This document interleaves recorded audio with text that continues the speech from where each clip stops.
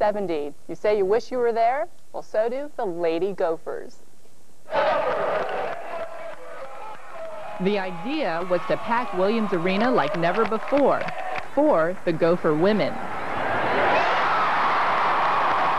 While 6,700 is way below capacity, no one was complaining since the women have never drawn that many fans before. Get in, get in, get in!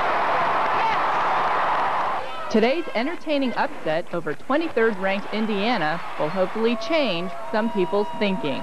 A good game of basketball, a lot of fun. I mean, it's really fast-moving and exciting. Yeah, I like to see women's sports. If you're still not convinced that women's hoops is where it's at, maybe a little coaxing is all you need.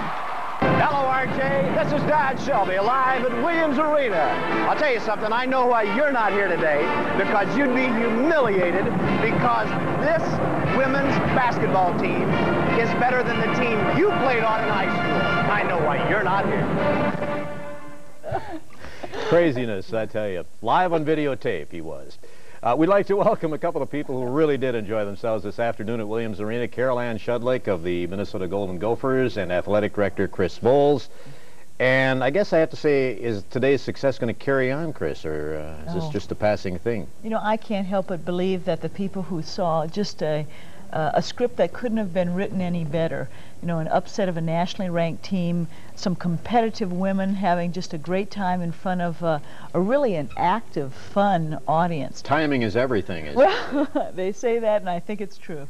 Now, Ann, you scored 26 points today, and as I understand it, you're the 4th leading scorer in the country. Do you ever feel cheated when you don't get as much recognition as opposed to today that your male counterparts normally get on an every game basis? Well, of course it's different because the men have the option of going pro. So as a woman athlete, I realized that from a young age that college would probably be the highest level that I would play. So I don't really think of it that way. I just try to go out and play as hard as I can, play the best I can, and, you know, use my education to take me further.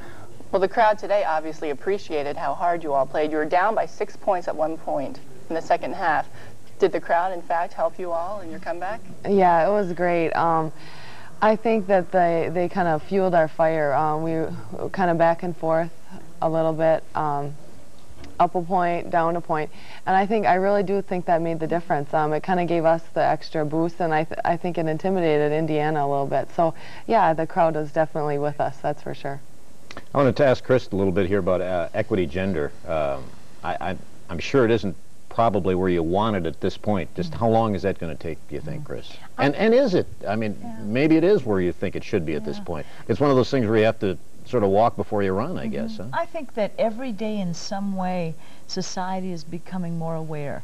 I mean, as evidenced today, I mean tonight, this afternoon. And I think it causes conversations, and that's a good start. I always say that there's nothing better than a father who has a daughter or a granddaughter who thinks, I wonder what could be the future of my granddaughter or my daughter. So I think that as long as we're showing progress, then I just hope to live long enough to be able to really realize the dreams that I had when I was a student athlete. And it was a long time ago, Ann, but a couple of years ago. But things have changed, and we're very grateful for that, and things will continue to change, I'm sure. Well, I know you hear things, Chris, like men saying, how dare they cut into our athletic budget like this? And is there any bad blood that comes about through these thoughts and these actions? Well, you know, if you don't work hard at it, there could be bad blood. But it's just like with brothers and sisters. You know, we think that athletics are a family within themselves. And so I think that if my brother is being criticized, I'll rise to the occasion and say, wait a minute, this is family. And athletics in higher education have been questioned. And I think it's up to all of us, really, to put together our best effort, collaborative and competitive, and figure out how we can both have it. And I think we could have that proverbial win-win situation. Are you getting the cooperation at this point you think you need at this point? Well, I think so. I think we have to be a little bit more creative. We have to draw upon some maybe new ideas of doing things.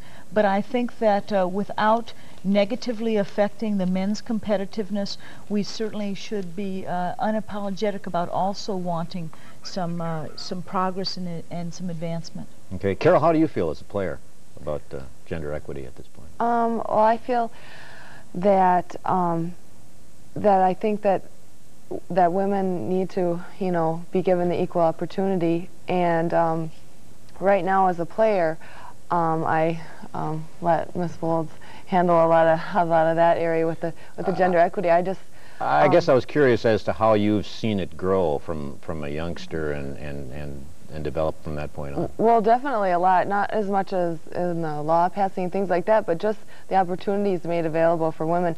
A lot of the AAU programs that are starting in the elementary, junior high, and high school that weren't even there, you know, when I was in junior high, you know, not 5 years ago. So I think the whole state of Minnesota as well has really developed their AAU program, and not only for basketball but for volleyball and a lot of the other sports too. And I think that shows how far that women and young ladies are coming along. I think it has, and let's hope it continues. Grace wanted to say one thing quickly. Well, the interesting thing is, Carol Ann, you're probably 21 years old? 20. 20 years old. Well, 20 years ago, Title IX was passed, when really, if Title IX had gone into effect 20 years ago, we wouldn't be talking about gender equity today, Title IX being giving the women, girls programs more equal balance.